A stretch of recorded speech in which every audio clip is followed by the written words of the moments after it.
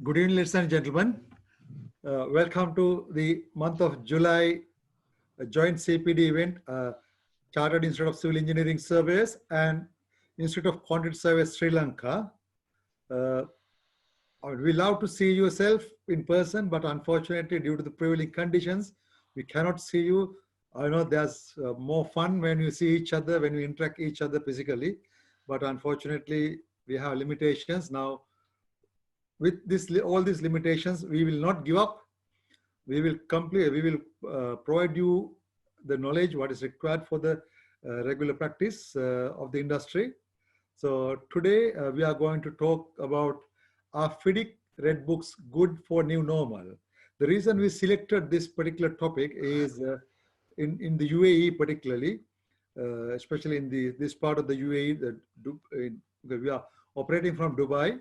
In Dubai, most of us, we are using FIDIC Red Book, even the older version, 4th edition, as well as 1999. So therefore, it's more relevant for the people. Then we decided to debate on this books, how it can help us with the current situation. House rules is concerned, there are no major house rules because you are inside your home. So we cannot dictate on rules on your home. So you are free to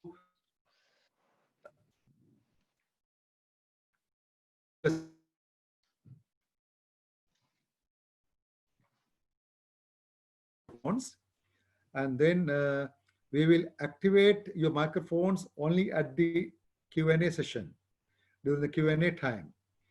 That's also for if there's any critical questions to ask. We kindly request all of you to use the chat line, the chat box to submit your questions. So then we will ask one by one from the presenter. So that will be more convenient and there'll be no misinformation, because the presenter as well as we organizers, we can see the chat line. So then we can directly, properly answer the question. With that note, let me introduce the today's the presenter, Mr. Udita Tharanga. Actually, Udita presented his first CPD event to CICES about a year ago. It is 30th July 2019 with one of his colleagues. Is about the multi-tier dispute resolution method. Udita is having a BSc honors degree in quantity surveying. Then he had a master's in law. He's a member of the RICS, also a member of the AIQS. He's a fellow of Chartered Institute of Arbitrators. Currently, Udita is working with the Buhaliba Holdings Group as a senior contracts and claims engineer. Udita is an experienced professional in the construction field who is presently working in the field of contracts and claims management and alternative dispute resolution. He has demonstrated a history of working in various construction sectors and has involved in administrating various forms of contract in diverse environments. Ladies and gentlemen, I think most of you have experienced already, met Udita in our last year's CPD event. So with that note, I kindly request all of you to deactivate your microphones and welcome Mr. Udita Tharanga Vidhanagama. Udita, over to you. Thank you very much. And thank you for the introduction, wonderful introduction. So today's presentation is about how you can deal with contractually and legally for your entitlement, whether you're working for the contractor or employer. How do you secure your entitlement and present your case? So what are the provisions related to FIDIC books, and what are the drawbacks in these provisions compared to the prevailing law? So in this case, we will focus on the construction industry UAE, and as well as the law of UAE, construction law of UAE. But like there are little changes if you see within the Middle East countries, because most of the Middle East countries, they're using a civil code which is based on French civil code and Egyptian civil code. So you can use and search and go through the provisions which are almost similar. So with that, uh, I'll continue the presentation. So during the presentation, so these things we're going to discuss. So what drawbacks do the FIDIC Red Book consist addressing the global pandemic? So we'll use the FIDIC 1987 fourth edition and FIDIC 1999, and we will briefly touch about FIDIC 2017, where it has some differences compared to FIDIC 1999. So moving on, like we all know, the pandemic is like it has caused that many troubles. The jobs are at stake and the projects are at stake. So we are all losing. The employees are losing. The contractors are losing, and some countries even still struggling to get over with it. But they're having some difficult times. So nearly the half of year is gone, but still I doubt we have fully overcome the impact and the consequence of this pandemic. So the UAE is, when it comes to UAE, it is not that threatening, but we should not overlook the situation. So as people are doing COVID test without having any symptoms as well. So I did myself one today because I want to go to Abu Dhabi. So like this, there are like that. What I want to focus is like there are severe measures in place to avoid the spread of the COVID-19, which are good, of course. But yeah, that is about the introduction of the current pandemic. So I don't think any more introduction is required, because everyone knows, everyone is affected, and they know how bitter is the pandemic. So, but we'll see what is the impact on the contractors, and what are the impacts on the employers, and what legal provisions and the contractual provisions we can use to overcome to secure our entitlement for cost and time, because the time is eventually cost as well. The contractors are like from the beginning, there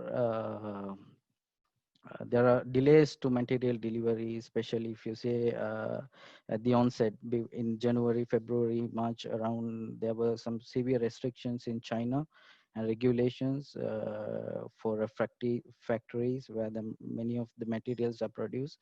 So there were many regulations in the country where the project is located as well. So the material delivery delays are like unavoidable, and some countries, of course, they have introduced complete shutdowns. So the construction projects are shut down without doing any operations, and the countries who continue to do the construction work, they impose severe like protective measures, like the movement restriction for the laborers, and then labor entry restrictions, and the test has to be carried out. And if you consider in UAE, there are there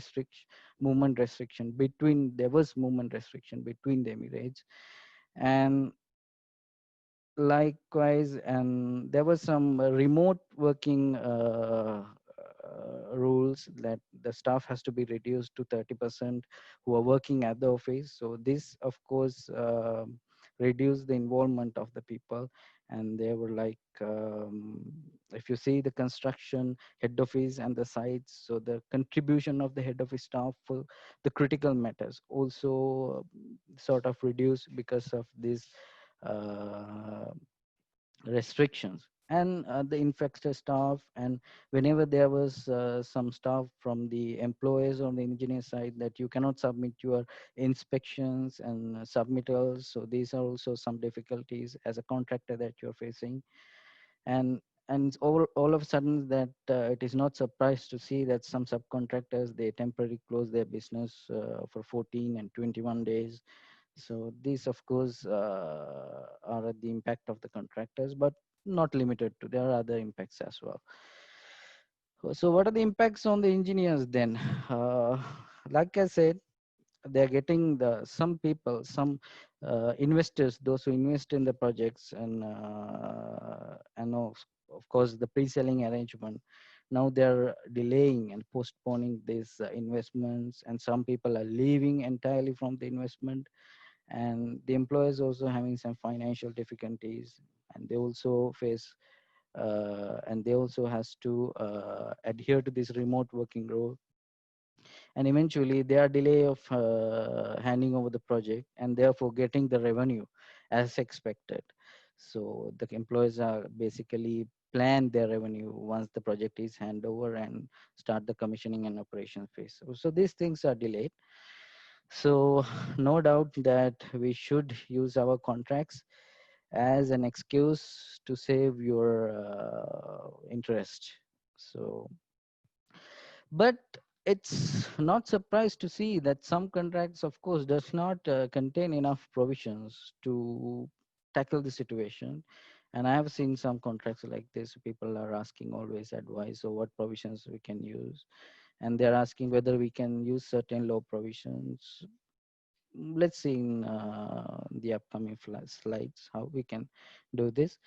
But before we moving further, I'll just briefly explain the wording force majeure, because I've seen people are using force majeure as an excuse, particularly under FIDIC 99 contracts, and even under law, they're using this. This is a force majeure event. Of course, I need my EOT, and some people say, oh, I need my cost, without knowing the provision well. So the force majeure is actually in under FIDIC 1999 contract, it is there, but you don't find it under FIDIC 1987 or 2017. So force majeure is different in your contracts and the force majeure to law, because force majeure in common law jurisdictions, basically whether the event qualifies for the force majeure events is entirely depend on the contract, because the civil law country, common law countries, the court does not go beyond the contract and introduce something as qualifies something as a force majeure event if it is not stated in the contract. But the civil law countries, it is a little bit different. If you see the civil law, civil codes like French civil code, and the UAE civil code, Qatar civil code, and like Louisiana civil code. So this civil code, it has a force majeure in it with the provisions. But again, when it comes to UAE, what defines a force majeure is it is not stated in the it's not stated in law, so it is entirely up to court of merit to decide what constitute a force majeure event, whether the current event qualifies for the force majeure or not. So we still don't know. But these things you have to remember when you are using the legal provisions stated in the law. Udita, could But I interrupt you for a minute? yeah, Uh, sure, please. Dear participants, I think in now we have over 116 participants, but unfortunately, we too can see only two of us. So we really appreciate if you don't mind, I mean, you are at your liberty to activate your cameras, not the microphones. So we'll have to see people, then the speaker feel comfortable to seeing the participant. Thank you. Please proceed. Yeah.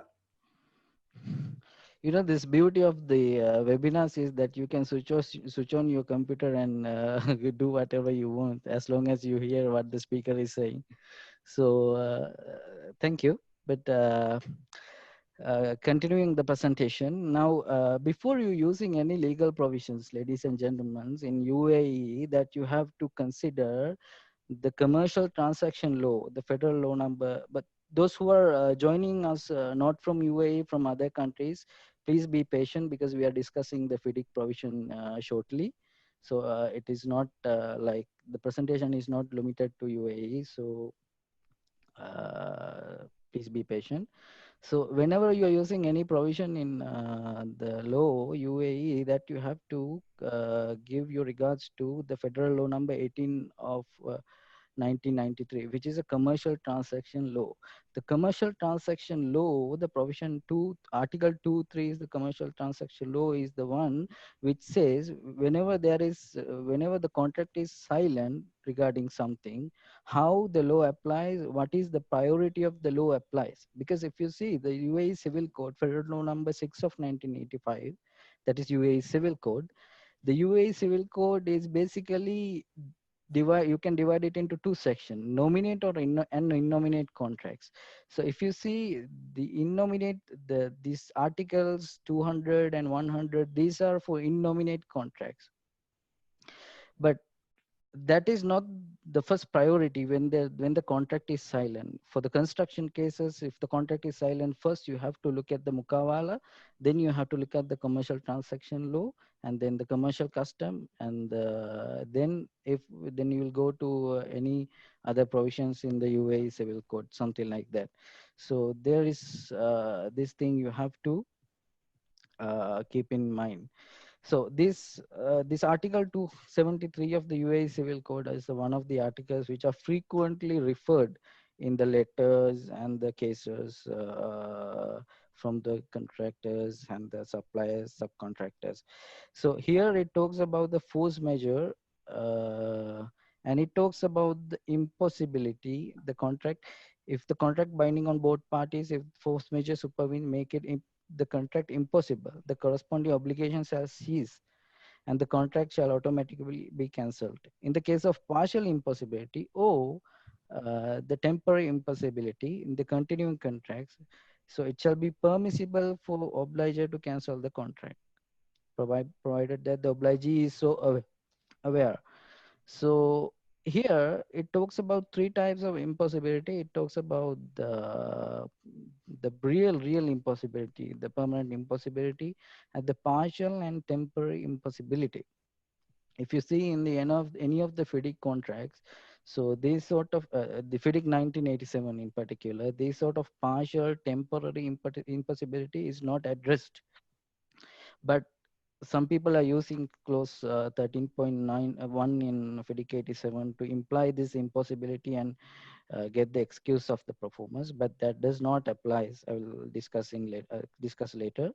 But remember this provision that like it talks about the impossibility in one thing. There should be the contract performance shall be impossible, temporary or partially or permanent, and there should be a force majeure event which is defined by the court before you use this provision in your letters or in your cases. Moving on, this is the clause which I talked about. Like I'll go back. Like this is the clause which I'm talking about, the FIDIC 1987 13.1. Like some people argue that because the clause says unless it is legally or physically impossible, the contractor shall execute and complete the work in accordance with the contract. So some people argue that implies if it is physically or legally impossible, that there is an excuse for performance. But actually it is not. But if you see the countries where the construction projects are temporarily closed down, and when there is a lockdown, so it seems like this sort of arguments would prevail, but actually it is not. If you see the FIDIC 13.1, it is only the special risk and the woe can excuse performance on the contract, leaving parties to cancel the contract. So, but in some jurisdictions, ladies and gentlemen, like USA, they have this principle for temporary impossibility.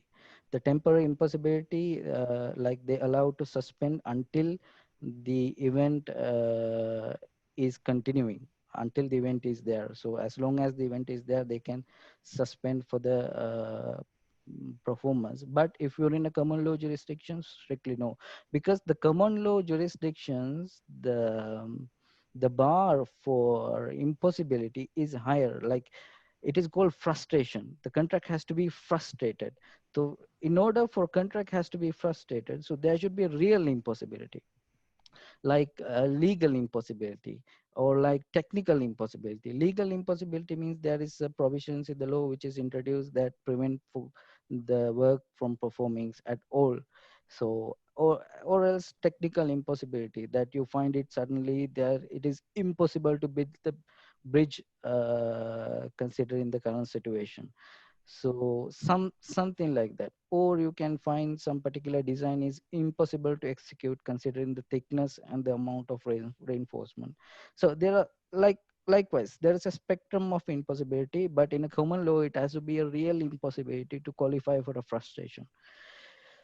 But as you see in civil law countries like UAE and some other jurisdictions, they permit for temporary impossibility. But here these provisions, if you see 13.1, it is not qualify. You cannot argue using this provision that implies for the excuse of performance. And there are some other provisions which I have seen people are using, that is Article 249. So again, there are a lot of qualifications. If you see, it is not so easy to use this provision because you have one, how many tests? We call it test usually. So you have a public nature test. The event has to be public nature. So of course that is true.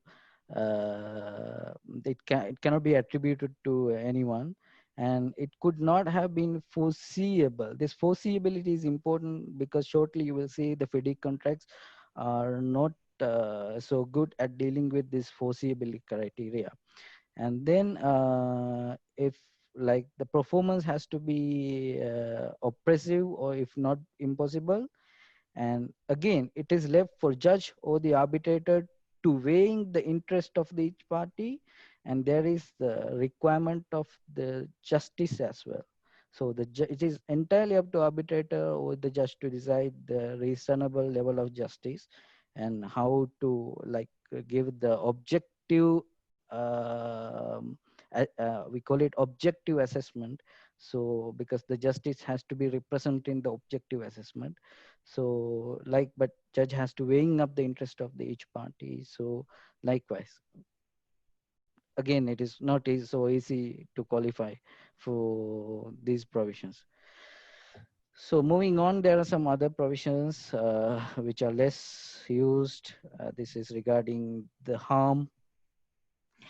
And then like okay, in FIDIC 1987, ladies and gentlemen, there is a clause for employer's risk and the special risk. But I have frequently seen people are using this provision to secure entitlement for the current situation. Because the clause 20.1 says the employer's risk are any operations of forces of nature against which an experienced contractor could not reasonably have expected to take precautions. So but they use these provisions, people use these provisions, and they will interpret this pandemic as forces of nature, and then they will move to 20.2 and 20.4 for their entitlement for time and the cost. Because if you see this there is a determination in accordance with the clause 52, so it seems you can claim for the cost as well. Recently, not recently, I have engage with one of the experts in the industry, considering the arguing whether the pandemic qualifies this or not. Someone has not expressed anything more than what arguments I possess, so I believe it's correct. But if someone is in the audience who can give some arguments otherwise, so you're almost welcome.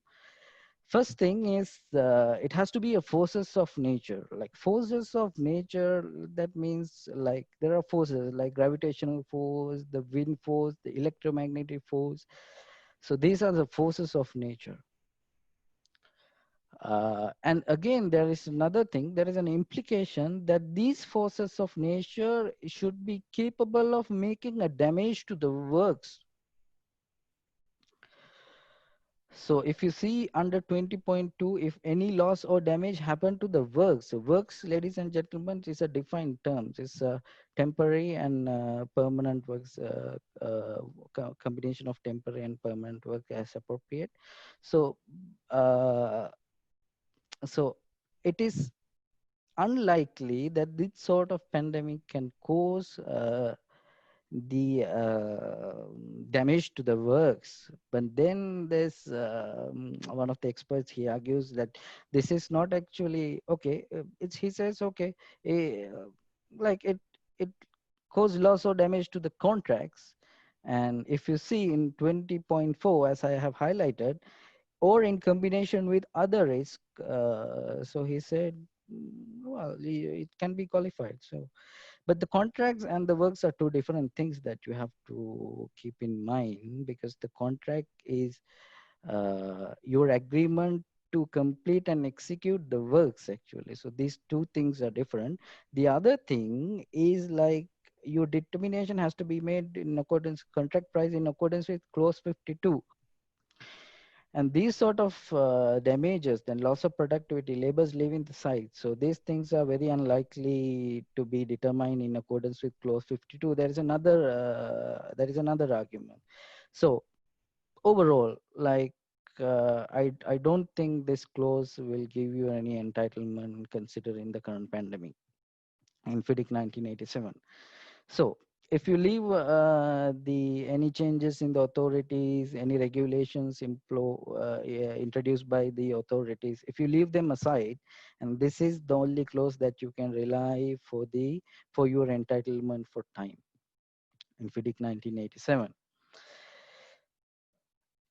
44.1, in the event of other special circumstances which may occur other than through default or breach of the contract by contractor or for which he is responsible. Now, bear in mind that this is not exceptional circumstances, this is special circumstances.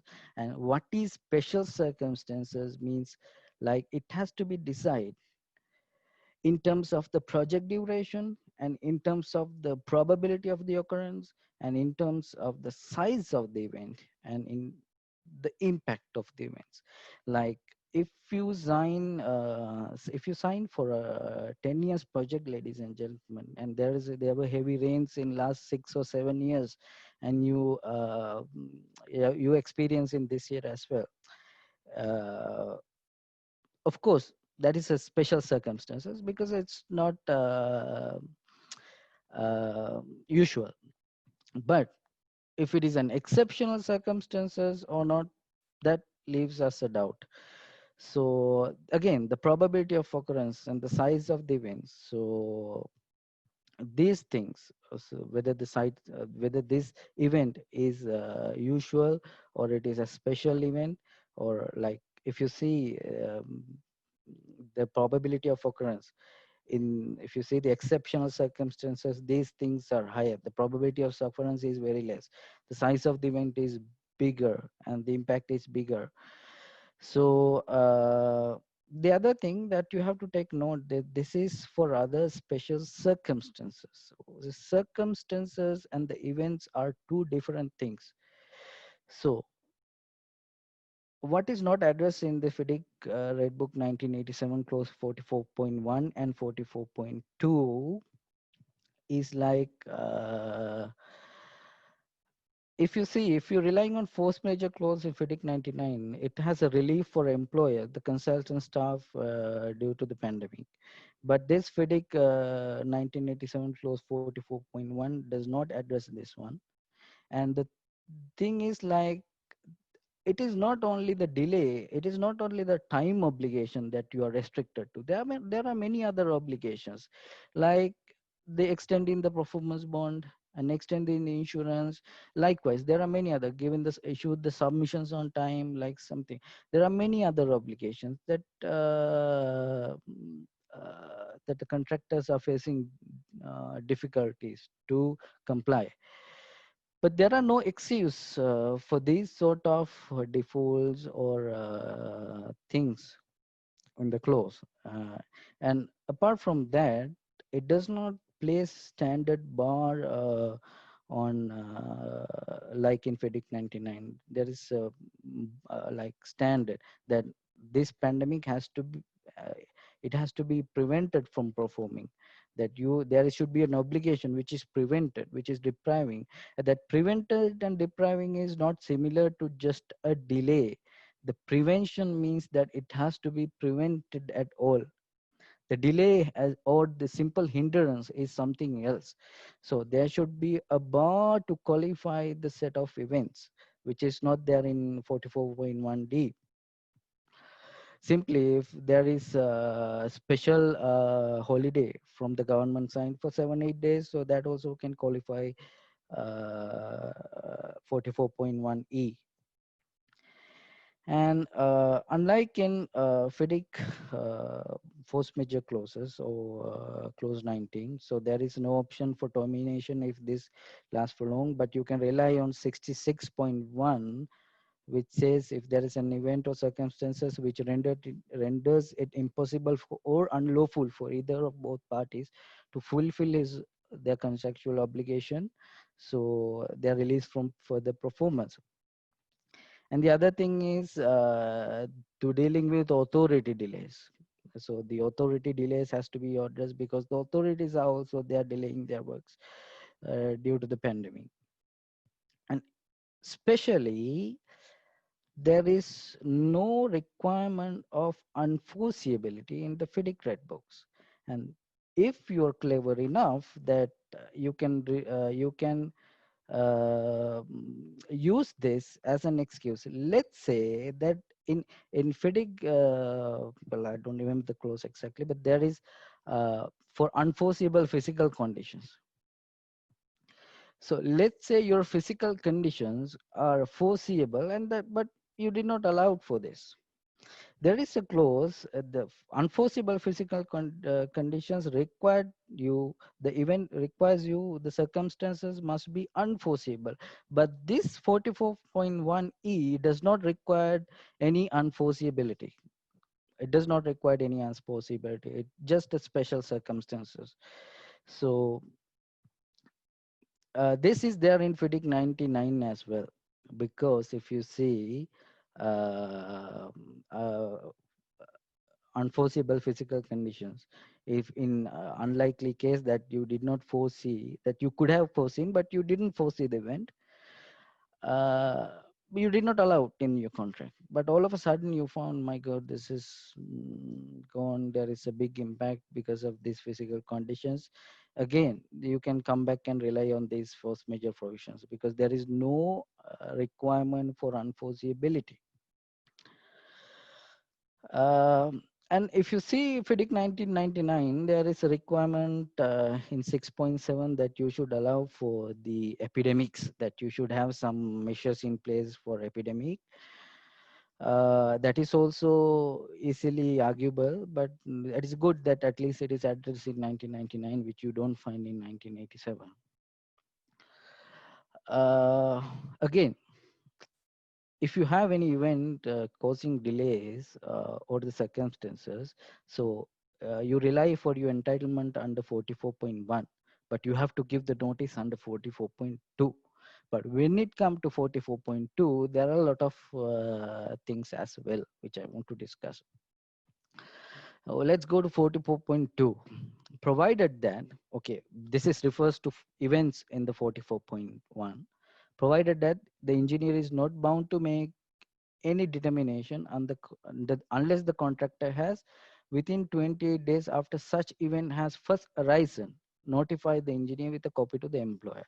Now, if you carefully read it, like if you have carefully read it, 44.1 E is special circumstances, and the 44.2 is refers to events. But what is the difference between event and the circumstances, ladies and gentlemen? Like circumstances is a conditions or the state of affairs or the series of events. I will take one example. Let's suppose now like the pandemic is going on, then the laborers are afraid to come to work, and starting from today, like say, but one labor is absent, two labor is absent, likewise it goes like until all the laborers are like on strike and they stop coming to work at all. At that point, you realize, of course, there, my goodness, there is fear in the employees, fear in the laborers. They stop coming to work, and that we call an event, of course. But if you see, it was there from the beginning. From the beginning, when the first laborers stop coming to work, this is what we call the circumstances. So so you have to break your circumstances down to event and see which event exactly prevent you from performing. What is the impact of this event? When is the 6 labors were absent, 7 labors were absence, or the 10 labors were absent? So these things are a little bit different. So it's a tricky, but uh, as long as the other party does not know these arguments, you can rely on this. uh, you cannot you just ignore these things. But if someone in the opposition is seriously argued about this, so this you have to keep it in your mind. The other thing, like uh, this 20 days time bar, ladies and gentlemen, you have to give the notice when the event has first arisen, not when you know the impact of this. But the problem is, like, there may be an event like today. Let's suppose something happens today, but you will get to know the impact very later. Let's suppose a simple example: engineer introduce some design obligations on you, and you don't know whether this will cause you delays because some landscaping or some parallel works in your program. But when you approach some specialists, and when you get the quotations, and when you approach the subcontractor who execute the works, then only you will get to know there is an impact on your time for completion. And that could be after 2 3 months as well. By that time it is too late, because within 28 days after the event has arisen, so this time duration has passed now. This is there. Or the thing is, like, initially the critical path is something else in your project, and when you move ahead with your project, due to some reasons, your culpability or the employer's culpability, the critical path change, and now something which is not a delay event before is coming as a delay event. Now you're giving a notice because you are aware now, but the 28 days from the event has first arisen is already lapsed. So these sort of issues are there. So it is best to agree with the engineer, because it's the clause 2044.2b says within 28 days or such other reasonable time as may be agreed with the engineer. This reasonable time, ladies and gentlemen, need not to be agreed before the contract, at the time of signing the contract. It can be agreed later as well. It can be agreed later when you submit, after you submit your claim as well. So anytime this can be agreed with the engineer. So this could be the good approach. But again, if you go to clause 2.6, the engineer's hands are tied, because he has an obligation for impartiality. What if you're given the notice after 28 days? Now engineers are not bound to determine. But if the engineer was to seriously determine the claim, can the employer now argue he is not impartial because he's biased to the contractor? Possible, of course. So these sort of problems are there. What if the delay caused by the employer himself? Can he benefit from imposing a time bar? If you have any questions, just raise this point. If the employee himself caused a delay, can he benefit from the time bar? Because I will answer eventually. Well, it is beyond the scope of this presentation. And if you see, the FIDIC 1999 has a particular notice requirement, because force majeure, under force majeure, you have to give different notice, and the 20.1 another notice, 13.7 due to authority the changes in the legislation, there's another notice, and again 20.1 under another notice. So this notice regime is not present in FIDIC 1987, because it is generally 44.2, you just give the notice.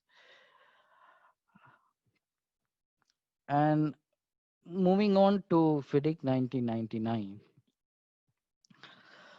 There is a provision similar to FIDIC 1987, which is subclause 8.4, extension of time for completion 8.4D, unforeseeable shortages in the availability of personnel or good caused by the governmental or epidemic actions. Here, the epidemic is directly addressed, so you don't find any difficulty in establishing your entitlement, but there is a qualification which is unforeseeability. So you have to demonstrate in this case this is an unforeseeable shortages. And if you see the unforeseeability also, that is defined in the FIDIC contract. So this is not reasonably foreseeable by the date of the submission of the tender. Okay, let's assume if it is unforeseeable also. Anyhow, you didn't put it. If you're signing a contract in another 2-3 years, they can now the unforeseeable shortage. So the pandemic is foreseeable. It can happen anytime. So there was some issues in China currently ongoing as well. I have heard there was some new issues going on. Well, particularly if you're ordering material from these countries, like there can be arguments, so it is about the foreseeability.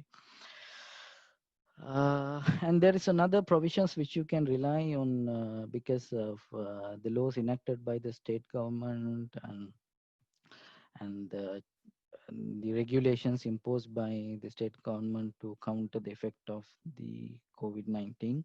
That is subclause 13.7. So in both cases, you have to issue the notice. If you go to FIDIC 1987, so there is an important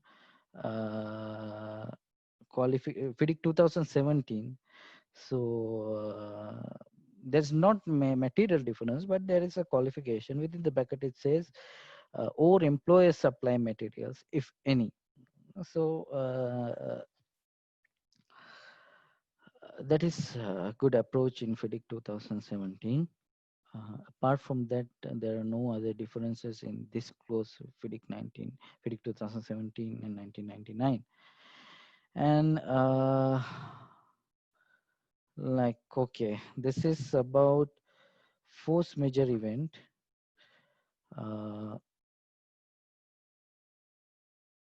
Okay. Well, I want to see the whole clause. Okay. Okay, much better. Okay, so actually I have recently published one article regarding this detailed review of this clause. It's because some people use this clause for their entitlement, and some people argue this is not applicable, and so there are a lot of arguments going on about this clause. This is FIDIC force majeure clause, clause 19.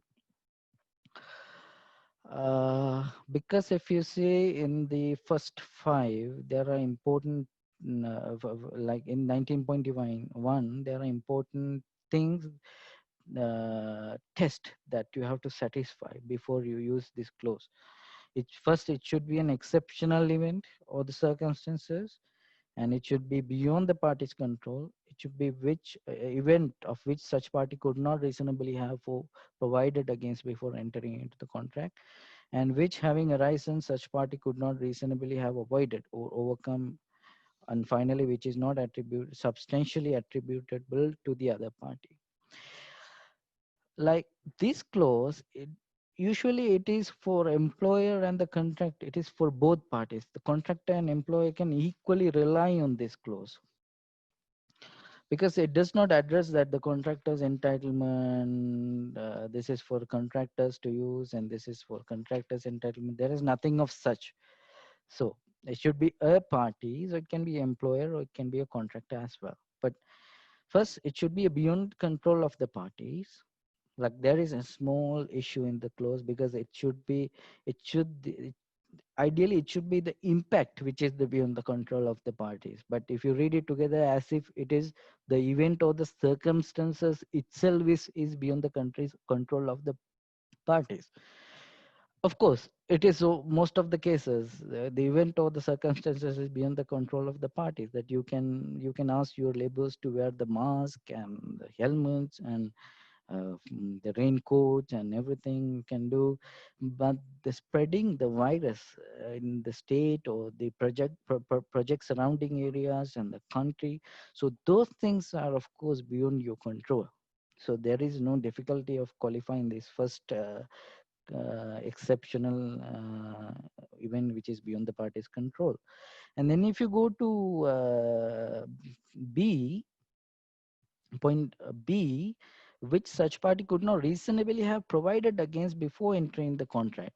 So this is not the same as a foreseeability test, and because it is not same as unforeseeable defined in FIDIC subclause 1.1.68, which is not reasonably foreseeable at the time of submitting the tender.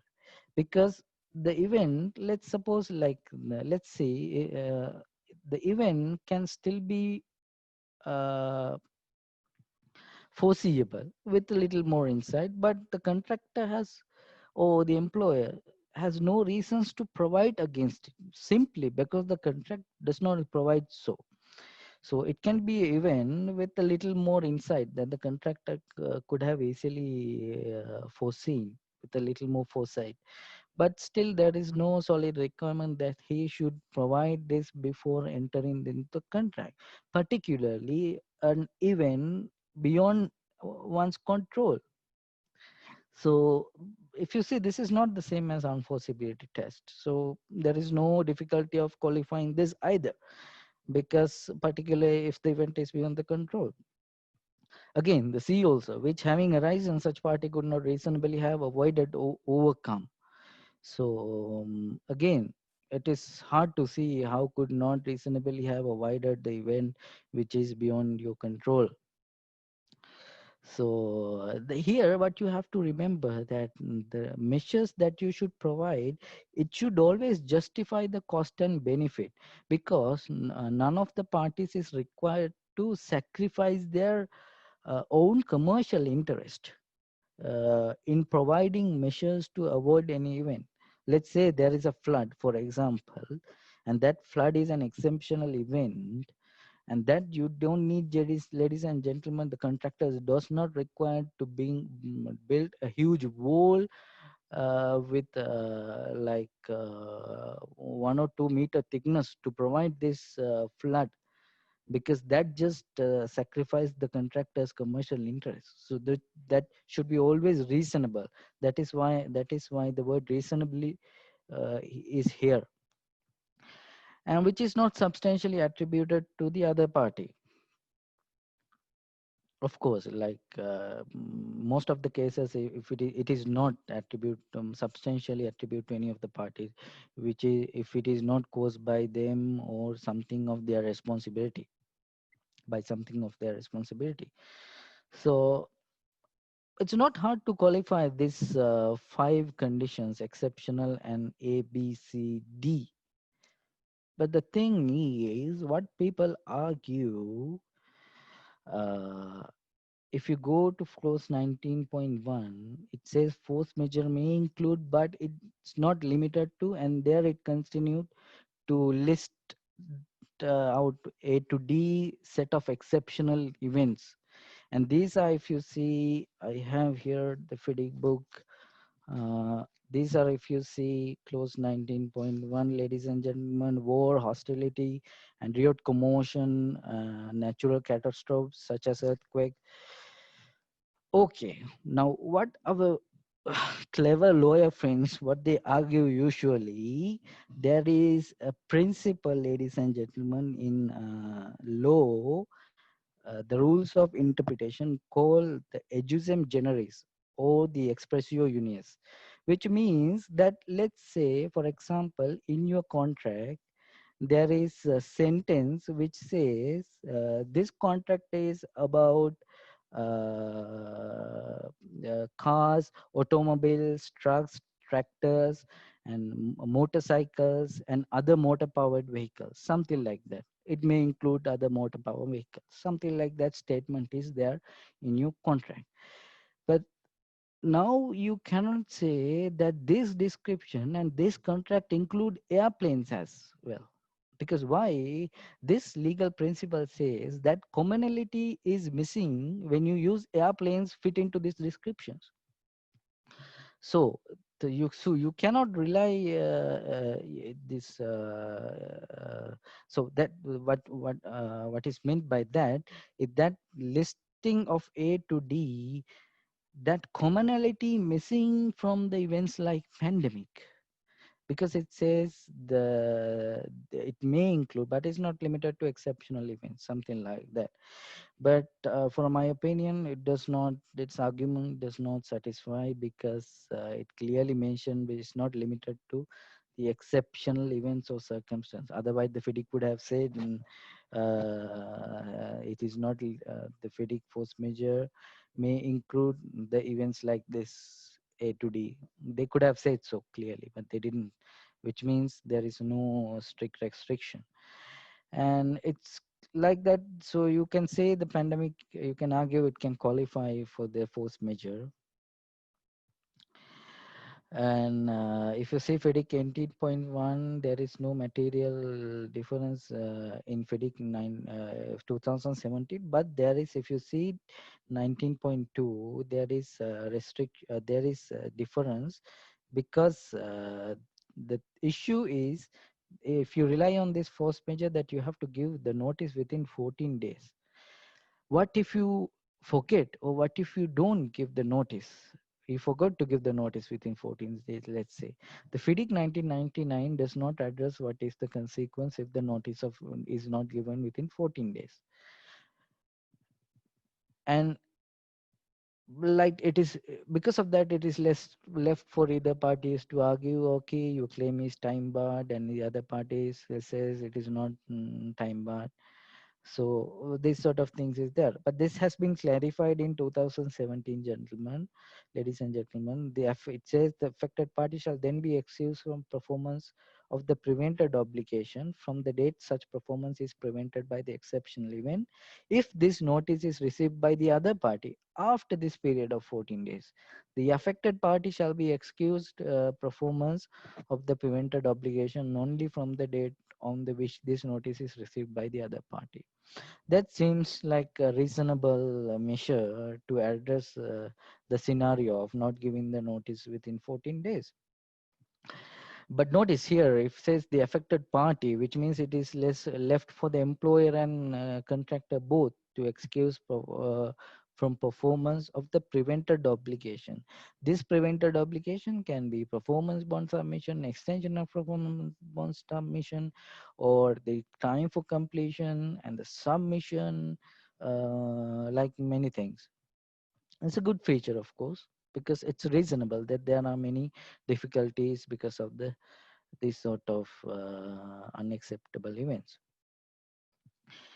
And you need both notices. It is best to give both notices under 19.2 and 20.1. So what if the notice is not given within 14 days, 90.2? If it is given later, so FIDIC address, but the 1999 does not address. So likewise, so 19.3 is there is a mitigation obligation, and the subclause 19.3 is the one which you rely for time and cost entitlement. This is, if you see the FIDIC 2017 clause, if you can see, there is no material change compared to the FIDIC 2017. All right, with that, so there are some articles which I have published with regards to the present situation, addressing the parties' entitlement under different books. So you can refer these things later.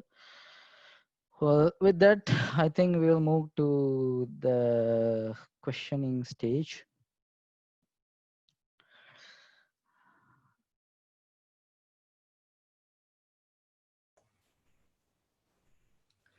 Ladies and gentlemen, please take this opportunity to raise your questions, concerns. So Udita is happy to answer whatever the limitations he has. So he had done, I think it's obvious that he had done a massive research on this topic. So it made our life much easier to think, to have some shortcuts for our research. Uh, Please take this opportunity to raise your questions. He will clarify to the point.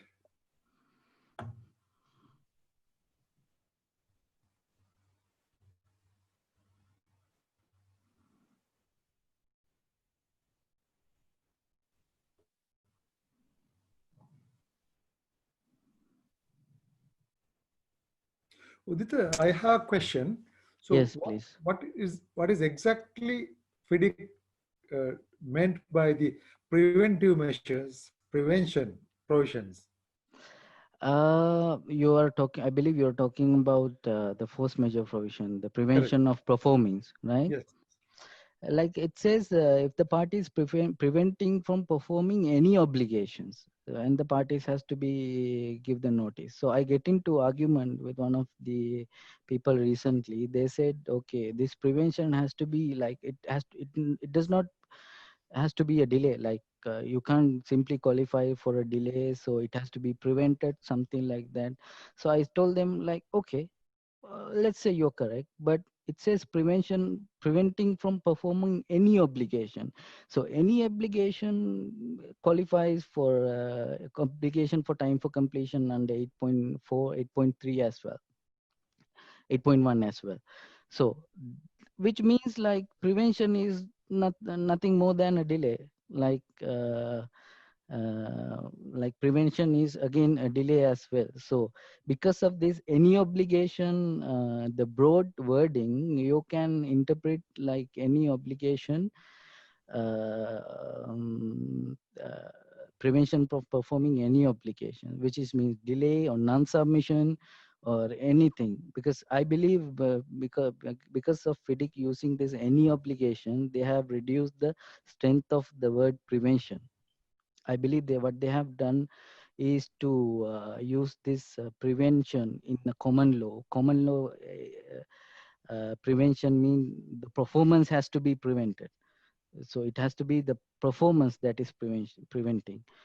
But here, because of they're using any obligations, so basically you have the room for argument, yeah, and the play as well. I believe I have clarified your question. Could I add another extension to that one?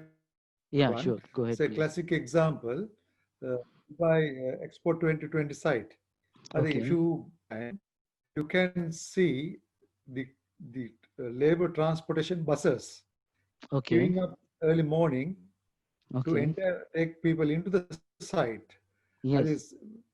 I believe every bus waited over 2 hours to Okay. before they drop the people at the gate. Yes. Yes. So Yes. there were no law or there were no instruction to prevent uh, entering into the site from the authorities.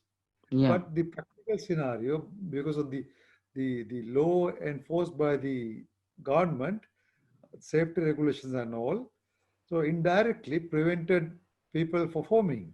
Yeah. So what kind of protection we have from the contractual context is concerned? The Well, in that case, if you consider the FIDIC 1999, I don't think FIDIC 80, with FIDIC 87, you don't have any issues with, because you have a direct entitlement for special circumstances. So you can club all these together in this in FIDIC 1987. But when it comes to 1999, so you can divide these things under your obligation to provide the labor and the proceed with provide labor adequate to perform with the work as per the program which you have submitted to the uh, um, uh, the uh, consultant, the engineer.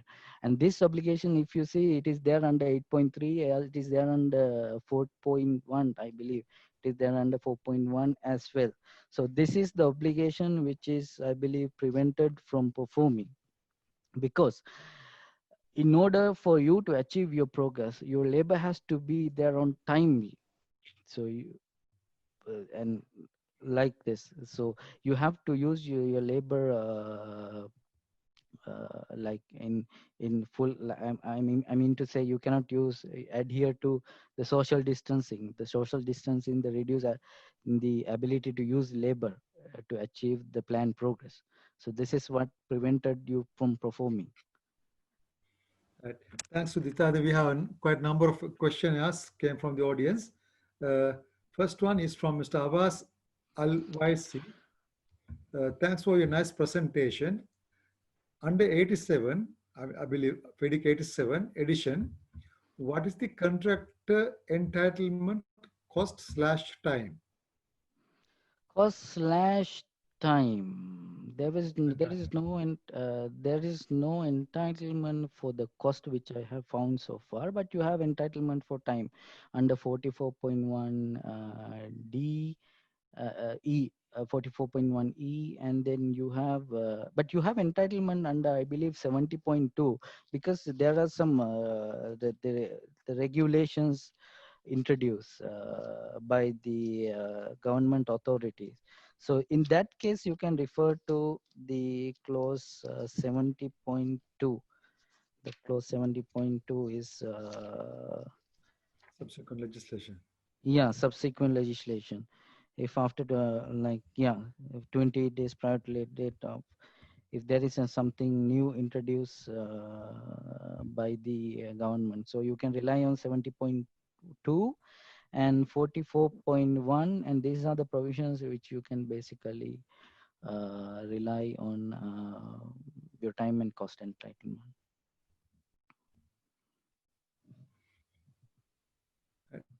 Thanks, Sudhita. There's a question, actually, request from Mr. Mohammed Nasir Naminda. It's a good evening to you all. Please, can we have the hard copy of the presentation? Yes, we will email it to all the participants. The soft copy, we cannot deliver hard copy. So then we will send you the soft copies of the presentation. So then Mr. Kirtirath Sri Parakram is asking you, would you please explain the procedure to be adapted if something is missed in a contract with related to UAE legal provisions? Well, okay. Yeah. Okay. Well, as I told you, I believe I explained you the different provisions, that is Article 273 and Article 249 and Article 273. But during my presentation, I explained to you, but relying on this 273 and 249 is little bit difficult because they have some test.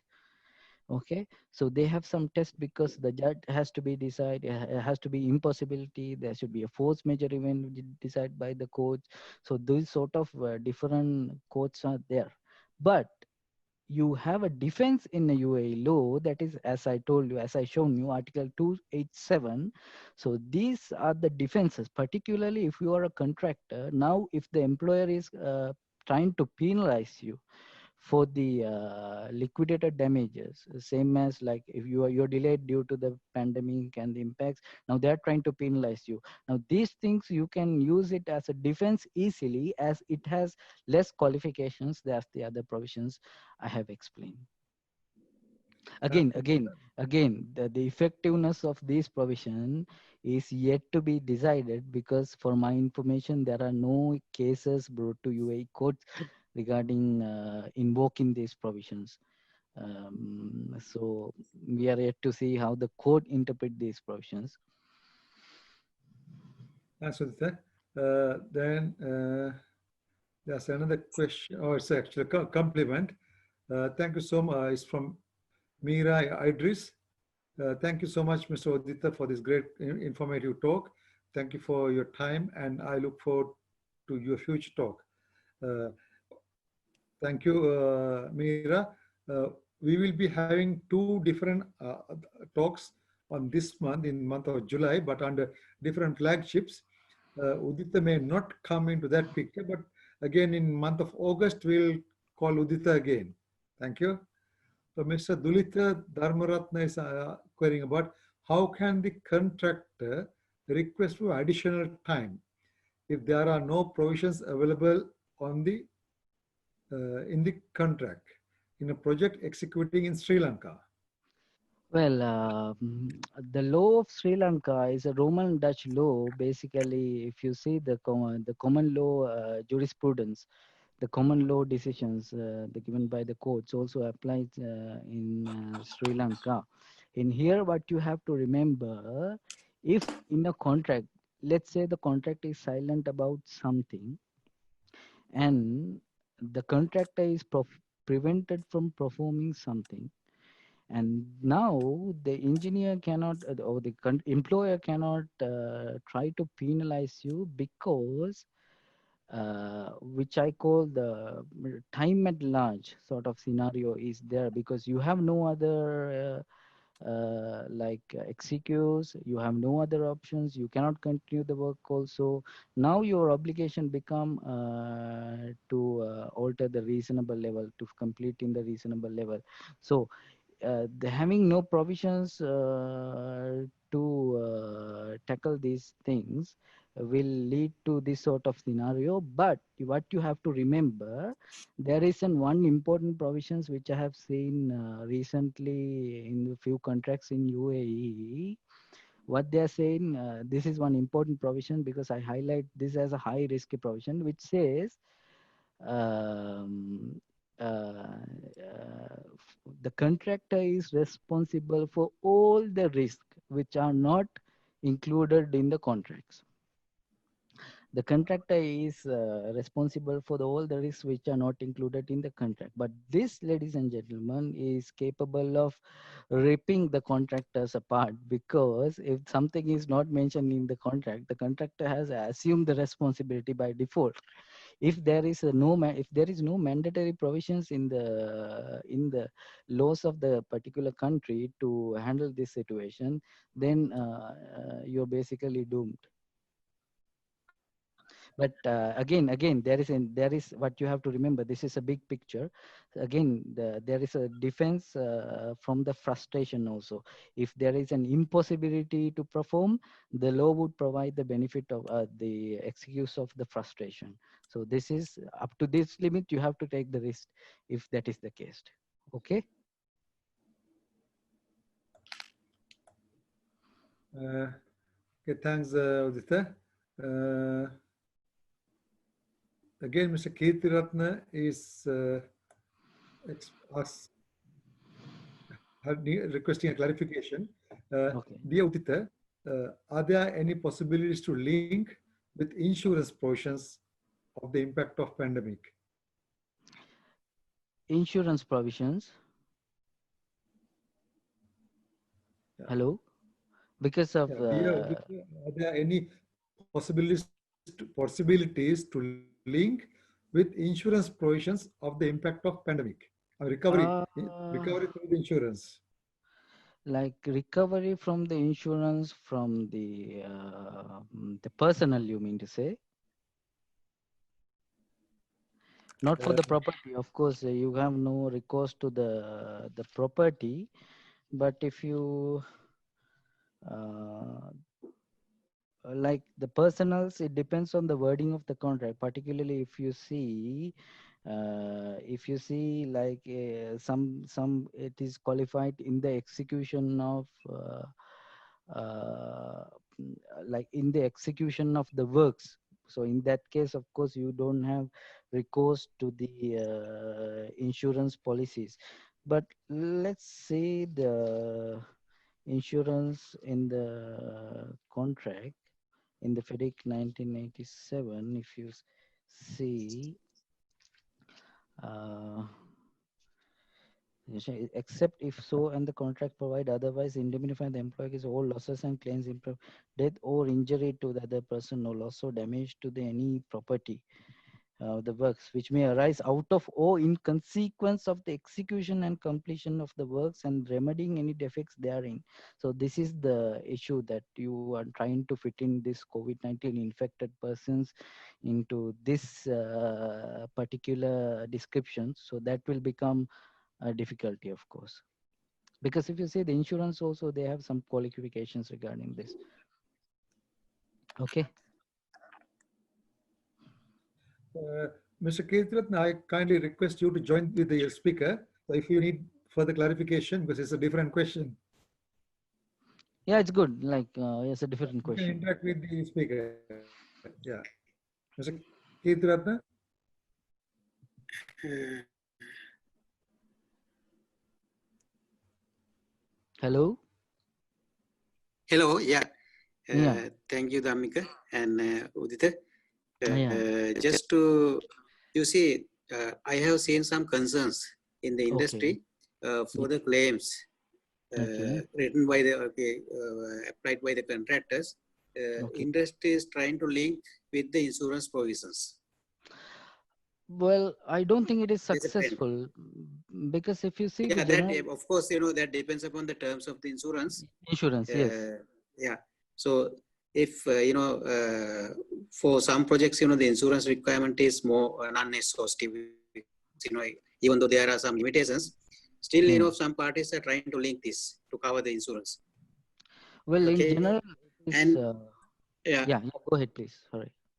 so it is depending upon the circumstances, as you earlier mentioned.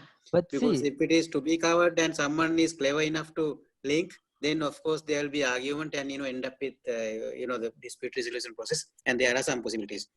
but what Also, I I mean to like say, to what I mean to say, there is no obligation for the contractor or employer to insure for such things, because if you see, like, if it is a policy of the insurance also, there is hardly you can see the things like chronic disease or something like that, unless you have like the medical insurance or life insurance policy. But here if you see, like, you have the room, but let's say if the let's say you are in the contractor's end, and now the engineer come and say, contractor, you have to pay these people, you have not insured them, something like that. So in that case you have your obligation. So your obligation is which may arise out of inconsequence of the execution and completion of the works and the remedy any defects therein. Okay, thanks, Udita. yeah, Also, thank you, Ketu, thanks, thank you very much. Yeah. There's another question. Actually, it's from Mr. Saif Al-Din. Actually, you have answered, clarified this point anyway for his benefit. What is the entitlement to contractor under FIDIC 99 as a result of COVID-19? Well, your entitlement, as I explained already, you have entitlement. You have your entitlement under 8.4 extension of time. You have your entitlement under 13.7 for the authority impose subsequent legislations, and then you have your entitlement under 19.1 force majeure event, like the FIDIC 1999 almost is like ocean for the contractors. You can swim as you want. Thanks, Udita. Next question is Mr. Mavanya Pradeep. Okay, he's come. Hello. Country law not Hello. address. The question is, if your country law not Okay. address about pandemic situation clearly under force majeure, can stakeholders, either contractor or client, consider this as a force majeure event? Well, it depends on what your contract says. If your contract says something is force majeure, the law disregards entirely, because I think this is the reason why they have changed force majeure clause in 2017 as exceptional events. Because if you see, the wording force majeure will leave you to some conflicts and confusions with the law. So force majeure under law and force majeure under contract is two different things. You can, if something is says under force majeure is in contract, so you don't have to worry about the law at all. But if that is not stated in the contract, and that is not stated in the law, and then only thing that you have to rely on someone who is just giving you decisions on the equity, on the reasonable justice. You have to find a clever lawyer. Next question is Mrs. Shreyas Wad. under what clauses can we deal with idle cost and prolongation cost? I believe it's directly related to the COVID. Yeah. Yeah, wherever the see in contracts, wherever the costs, wherever it says cost, that includes your prolongation cost as well. Because if you see the definition of cost in FIDIC, that is all expenditure properly incurred or to be to incurred or reasonably incurred to be incurred. So in that case, this definition will qualify your prolongation cost as well. If the contract says, which is like, let's say you're entitled for cost for the pandemic, so that includes your prolongation cost as well, because your resources are tied to the project, your head office is are tied to the project. So this prolongation cost, of course, I believe this is the question, right? Yeah, correct. Yeah, yeah. Also, I like to add the a bit of a line to that one.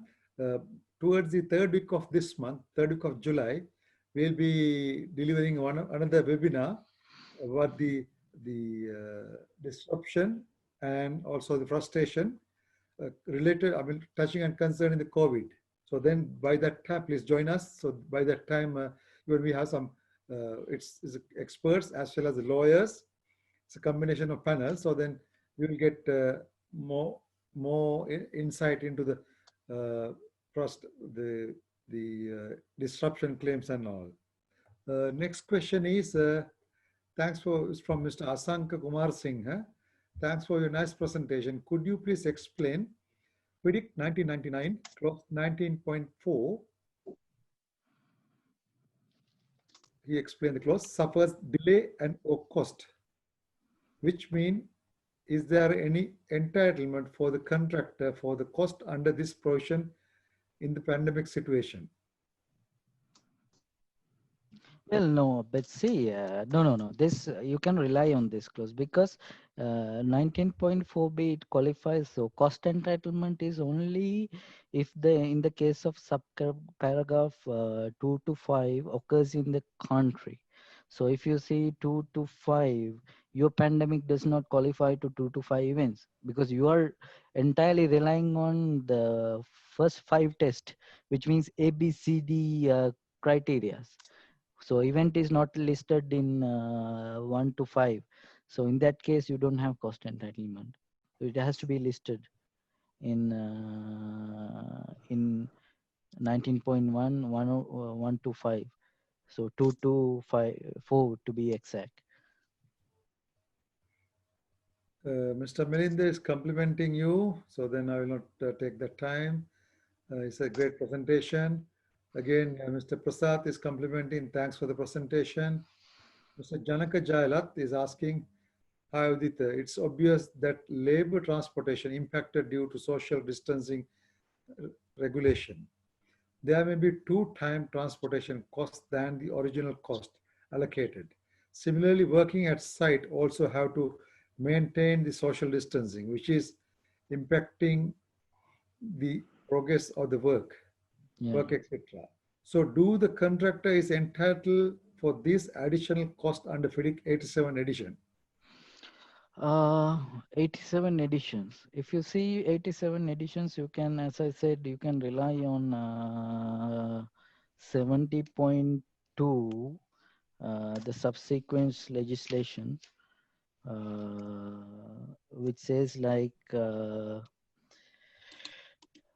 any changes in the subsequent legislation under subclause 70.1 in the execution of the contract, such additional or reduced cost shall, after due consultation with the employer and the contractor, be determined by the engineer and shall be added to the deducted from the contract price, and the engineer shall notify the contractor accordingly with a copy to the employer.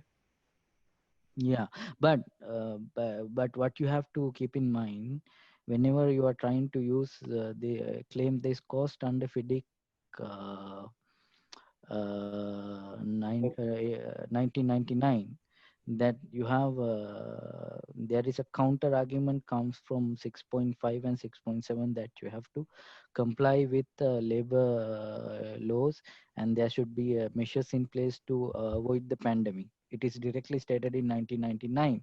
So which leaves us the argument, of course, you're not entitled to any additional measures taken to prevent the pandemic. Well, that is the case. But what you have to do is, so if there's, you have to check if there is any other provisions in your contract that you have to comply with the labor laws and the laws of the country at any time as change. Yeah. So Udita, I believe that the contractors has to consider the heavy penalties if they're in breach of the newly enforced rules and regulations. Yeah. Also, this provision create the opportunity for contractors to negotiate the project completion time, because it's like if you're trying to achieve something really impossible, Hmm. the mitigation measures, you have to talk to the employers and find out whether employer really need the product or the facility as agreed before.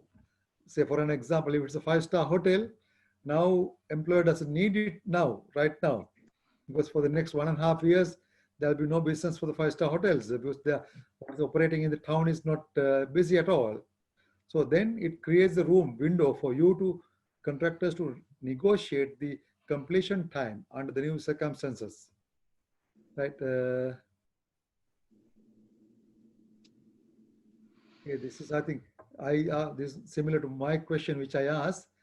Does the prevention principle mentioned in the contract, is Mr. Prasad Vishwanathan, does the prevention principle mentioned in the contract? In whose contract? I mean, it doesn't define, so it could be referring to contract. Well, yeah, see, as I explained before, that you have to clearly differentiate with two things. In the prevention of performance is one thing, and prevention of performing any obligation, no, prevention of performing obligation is two different things. Prevention of performing, ladies and gentlemen, is similar to the frustration, or it has similar effect to cancellation of contract, which means you're not able to perform with the contract.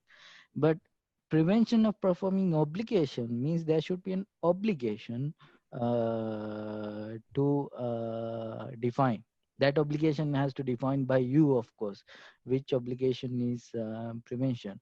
So if in that sense, this prevention criteria in FIDIC 1999 is not same as prevention under common law, or the prevention principle under law. Or if you are referring to the prevention principle, which is linked to time at large, because there is something called prevention principle also, which says if the employer delayed from performing, he cannot benefit from his delay, something like that. Or maybe you are Mr. referring. Prasad, you are free to talk to the speaker, please. You're referring to that, could be. Hello. Hello. Yes. Thanks for your presentation. Yeah. I just want to clarify this prevention principle, which is mentioned in the FIDIC 99. Okay. For example, okay, for let's say this COVID situation. Due to this COVID situation, contractor suffering some delay.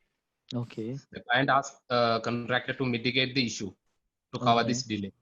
Okay. However, the contractor is for his area, he will mitigate some extent. However, it's still the completion date extends some weeks. In that case, the client, if the client can charge the LD for the contractor based on this event.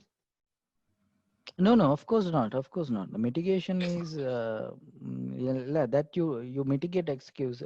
You put mitigation measures to the reasonable levels. As I said, whenever you are mitigating as a contractor, that you have to keep in mind, you don't have to sacrifice your own commercial interest. Like there is a reasonability of mitigation measures that you can take. So that level you have to take.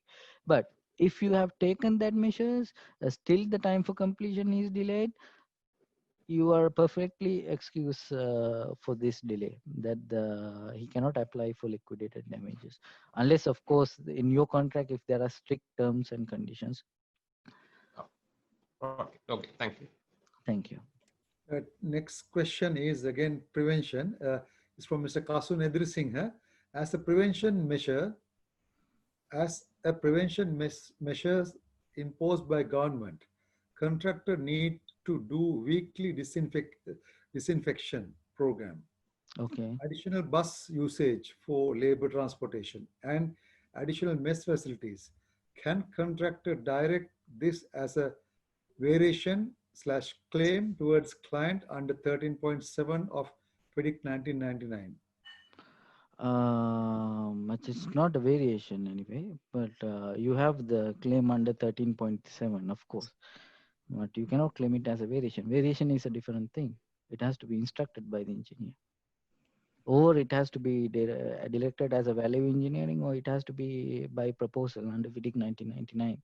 But of course, you can use 13.7.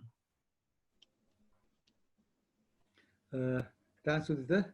Then Ms. Vasitha Kodithuakku is just asking, hi Udita, one of participants has stated about clause 12.2, within brackets, not foreseeable physical obstruction or condition, close the bracket, of FEDIC 87. Could you please Okay. clarify about that? Well, 12.2, if you say, what is exactly you want clarification? Unforeseeability test or something I like also noticed that there's the one of the participants just dropped this clause 12.2 when we were Okay. explaining early at the early onset of the webinar. So I mean, they are asking about the not foreseeable physical obstruction or conditions. So is there any room to get support to the contractor? Of course, as I said, this 12.2, there is a test of unforeseeability. This physical obstruction has to be something of unforeseeable. Let's say you have some physical obstruction and you are aware, but you didn't take precaution. In that case, you cannot argue it is unforeseeable because it is foreseeable. But if that is the case, you can rely on 44.1 in FIDIC, 44.1E special circumstances for your time entitlement, because there is no foreseeability in 44.1E. If you're using 1999, again, if it's the same scenario, you miss these foreseeable things to include in your contract. Now you can go to force majeure, like the 8, let's say it is, I believe, 8.4. 8.4. No, you can use the force majeure provision as well, but it has to be a big exception. That exceptional test is there, because in force majeure also you don't have unforeseeability criteria. But 1999 it is sort of arguable, but 87 is very clear. You can directly refer to 44.1E. And of course, if you see, let's see 53.1, 53.1, if you refer the 53.1, well, 53.1, let's see if there is a criteria for the contract intends claim in a, yeah, again, if you can rely on the 53.1. There is also no foreseeable criteria here. So give notice to intention to the parties upon it. Any further contemporary records? Yes. So here also you have some loose provision, 53.1 also. Clear? Thanks, Sudha. Mr. Namal Tilakaratna is asking, subclause 13.7 in 99 only talks new rules and modification. Okay. If the government only enact existing acts, that subclause applicable or not? Uh, the contract price shall be adjusted to take account any increase or decrease in cost resulting from changes in the laws of the country. Oh, in the judicial official government interpretation of such laws made after the base date, which affect the contracting performance of the obligation. So, what is the contract question exactly? Uh, Uh, is that subclause is 13.7 is applicable or not? yeah, it's Is the applicable. government- yeah. Yeah, it's applicable because it says changes in the laws of the country. The laws means like it's not static. What you have to remember, law is just, ladies and gentlemen, it is dynamic. So it is, you can't say it is the law at the signing of the contract because law changes. The law, L capital AW, A and W law is always dynamic. So it is basically the changes in the law that you are entitled. The law is also a defined term. Right. Mr. Kirthiratna has sent a clarification note to everybody. Just to add some thoughts in prevention principle, nobody should benefit from his own faults. There are a lot of literature available for project-specific prevention, but under the circumstances, should the pandemic to be considered as a project-specific, it is not, as it is not artificially created, it is common to all. Well, it is not other parties act and benefit from particularly. Like it is like both the parties are absolved from this impact of the pandemics. It is neither in the control of the employer, neither of the control of the contractor. So let's say if something is created by the employer and he is now trying to levy you liquidated damages, that is of course prevention. Now you cannot benefit from it. Of course, this is a prevention principle. As you can see, the time at large is not applicable in UAE directly. So, but here what you have to remember is important, that let's say, of course, let's say employer delay you. Let's say employer ask you, like he delayed you, he did not issue the information or something, and you have to give the notice within 28 days. Now you didn't give the notice within 28 days. You give the notice after maybe like 30-40 days. But now you are trying to argue the employer cannot make the claim time bar, deduct liquidated damages because you cannot benefit your own acts. The thing here, employer is not by bearing your time is not benefit from your own act. He is benefit from your breach of not submitting the notice.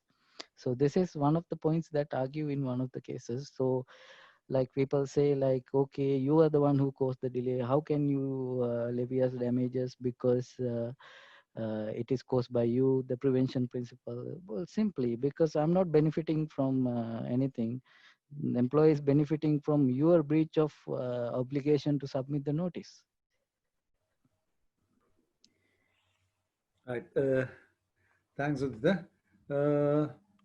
Okay, so then we have some few complimentary notes from Mr. Viraj Madhushankar, Muhammad Samat, Sumudu Abhegunadana, also Luciminda. I think Luciminda is the person who dropped that the first 12.2 message. Everybody's thanking you. Then there's a question, Mr. Viraj Madhushankar, to everyone. If client / engineer instructed to adhere on COVID-19 prevention measures given by government, is it possible to use following way by the contractors if there is no any other way? Well, the government or regulations, of course, you have to adhere, whether regardless whether the engineer instructed or not. But if let's suppose something of silly example that the government regulation is 2 meters and the engineer is now asking you to keep the distance of 4 meters. So this is of course a different scenario that you can link to engineer's instruction for your entitlement. Because this additional 2-meter cost is coming from directly the engineer's instruction, not from the authority or government regulations. I believe this is what he's asking. It's a bit complicated, the question. I think, Mr. Viraj, if it is not clarified, could you please raise your voice, speak up? You can interact with the speaker. Yeah. Hello. Yeah. Hello, yes. Right. Yeah. Thanks, Mr. Uza.